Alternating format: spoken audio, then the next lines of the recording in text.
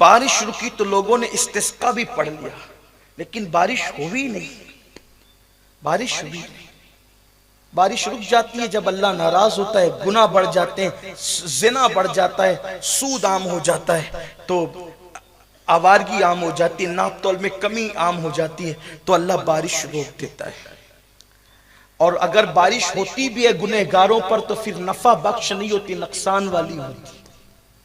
देख ले पूरा मुल्क कहीं सूखा पड़ा है, कहीं पे डुबाया जा रहा है। नफा वाली बारिश अब कहां हो रही है? इल्ला माशाअल्लाह। लोग रो रहे हैं, कहीं पानी को तरस रहे हैं और कहीं पानी में डूब रहे हैं। ये हाल है क्योंकि गुनाह देखें आप, मुसलमानों को देख लो, औरों को देख लो, गुनाह के सिवा और लोगों के पास रह क्या गया? लेकिन लोगों को पता होना चाहिए गुनाह इंसान को तबाह कर देता है। कौम लूत का कसूर क्या था? कौम आद का कसूर क्या था? जूनागढ़ वालों, अगर हिम्मत है तो इतना सुन लो कि जो लूती तबाह किए गए, आद और समूद तबाह किए गए, उनके बाप दादा पैगंबर थे, पैगंबर। अगर पैगंबर की औलाद मुजरिम और पापी हो जाए तो उनको हवा के जरिए, उनको पत्थरों के जरिए, उनको जलजलों के जरिए जब हलाक किया जा सकता है तो हमारे बाप दादा कौन से पैगंबर? मैं सुलभी बात कर रहा हूं, सुलभी। हाँ, सुलभी औलाद थी वो पैगंबरों की। आप नहीं जानते? अगर भाई को कुएं में डाल दे नबी की औलाद तो कुरान उनका जिक्र करता है। सिर्फ भाई को मार पीट के कुएं में डाल दे तो कुरान उनका जिक्र करता है। और पूरी दुनिया बल्कि क़यामत तक के उनका जिक्र इस तरह से होता रहेगा कि भाई को मार पीट के कुएं में डाल दिया। हालांकि वो कोई मामूली लोग नहीं थे, हम उनका अदब करते हैं क्योंकि वो आले याकूब के सगे बेटे थे अलैहिस्सलाम, हजरत इसहाक के पोते थे, इब्राहिम अलैहिस्सलाम के पर पोते थे। अरे गुनाह वो है कि नबी का पर पोता, नबी का पोता, नबी का बेटा भी कर रहा है तो कुरान उसको रुसवा कर रहा है। आप कहां है? गुनाह को आपने समझा क्या है? ये और बात है, खुसूसियत मोहम्मदी अलग चीज है। मैं उस तरफ नहीं जाता। नबी का हकीकी बेटा अगर कुफ्र पे मरता है तो कुरान ऐलान करता है लैसा मिन आलिक वक्त तेरी आंख से न रहा, निगाहों के सामने डुबा दिया गया। और बतकाज़े बशरियत बाप होने की हैसियत से जनाब नूह ने कहा कि मौला मेरे बेटे को बचा ले, तो इरशाद होता है कि अब अगर इसकी तुमने सिफारिश की तो अपने महबूबों की फहरिस्त से तुम्हारा नाम निकाल दे। आप किस लोग कहते गुनाह में क्या है? अल्लाह करीम है। जब नूह का बेटा निगाहों के सामने डूब रहा था खुदा करीम न था? खुदा करीम न था? बेशक वो करीम है और उसकी शान करीमी जो कल थी वो आज भी है और जो आज है वो हमेशा है। उसकी शान बहुत बुलंद बाला है, लेकिन खुदा को करीम करीम करीम कहकर गुनाह पे दिले रोने वालों ये भी याद रखो कि जब वो गैरत करता है तो नबी की निगाह के सामने नबी के बेटे को डुबा देता और कहता है इसकी सिफारिश न करना वरना अपने महबूबों की फहरिस्त से तेरा नाम निकाला जाए। जनाबे कलीम जिस कौम में जलवगर थे, जब उस कौम ने जिना किया मूसा अलैहिस्सलाम की मौजूदगी के बावजूद अल्लाह ने उस कौम में प्लेग की वबा डाल दी। सब भाग गए हजरत मूसा अलैहिस्सलाम को छोड़, 70,000 मर गए, जितने बच्चे थे छोड़ के भाग गए। एक बार हजरत मूसा से कहा था कौम ने आप लड़े और आपका रब लड़े जाकर, अल्लाह ने एक मैदान में उनको कैद कर दिया। एक वादी के अंदर उनको कैद कर दिया गया। उठाकर कुरान देख ले, सूरह बकरा पढ़ ले। मैं कोई आपके सामने ऐसा नहीं है कि कोई कहानी किस्से की बात कर रहा हूं।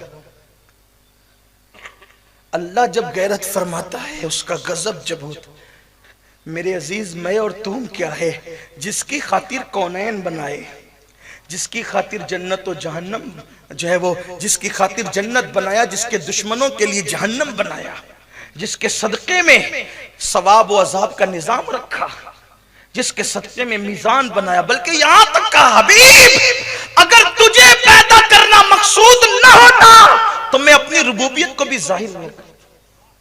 हम ये भी ना बताते लोगों को, हम अपनी शान रुबूबियत जाहिर नहीं करते। प्यारे, जो तुझे पैदा करना था, उस नबी की शान ये थी कि जब वो नमाज पढ़ते थे तो उम्मुल मोमिन आयशा सिद्दीक़ा फरमाती हैं कि मैं अपने हुजरे में अल्लाह के रसूल के दिल से धक धक की आवाज सुनती थी।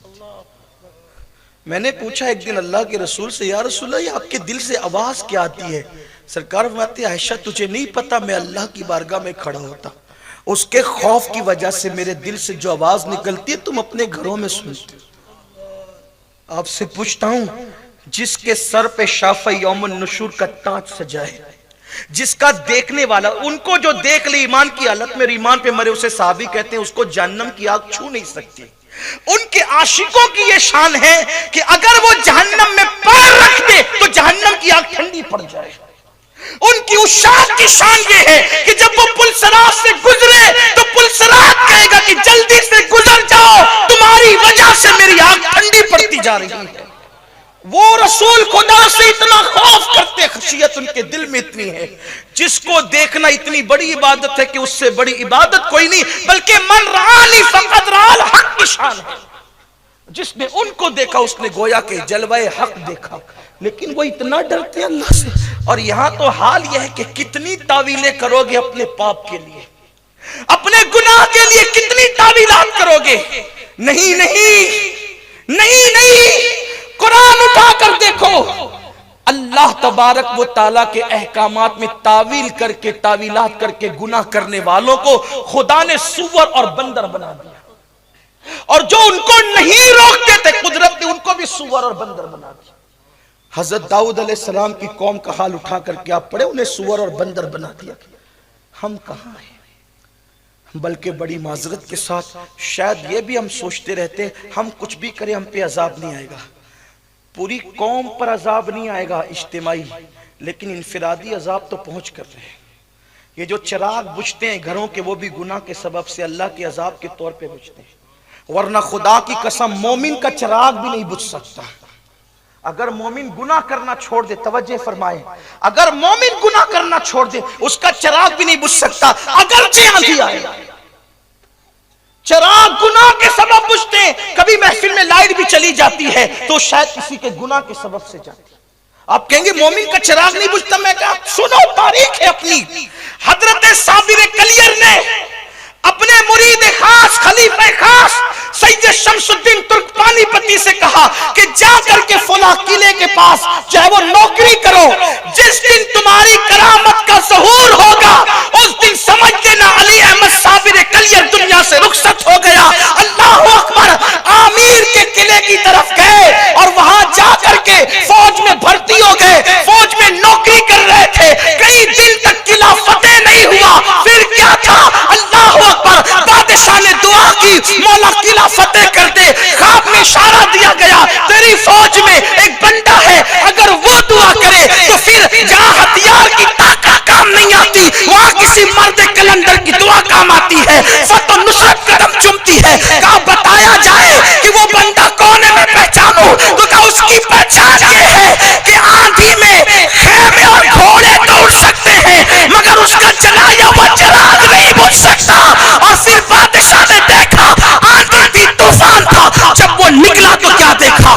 खेमे उड़ रहे हैं, घोड़े उड़ रहे हैं, लेकिन वो मर्द कलंदर का जलाया हुआ चिराग आंधियों की जद पर भी जल रहा है और वो कुरान की तिलावत कर रहे हैं। कदम पकड़ कर कहता है दुआ कर दो, दुआ कर दो।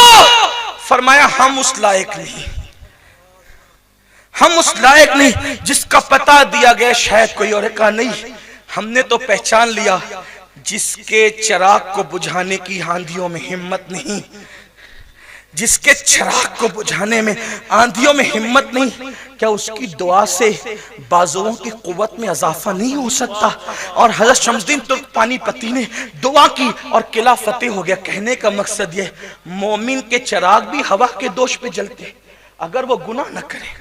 आज चेहरे बुझे बुझे इसलिए हैं, अरे तुम्हारे चिराग नहीं बुझते थे, आज चेहरे बुझे इसलिए कि हम गुनाह करते, दिल बुझे इसलिए कि हम गुनाह करते। आंखें बुझी हुई कि हम गुनाह करते हैं, जिंदगी मुरझा गई कि हम गुनाह करते हैं। गुनाह करना छोड़ दो। खुदा के इज्जत की कसम, जब तुम्हारा जलाया हुआ चिराग नहीं बुझ सकता तो लोग तुम्हें कैसे बुझा सकते।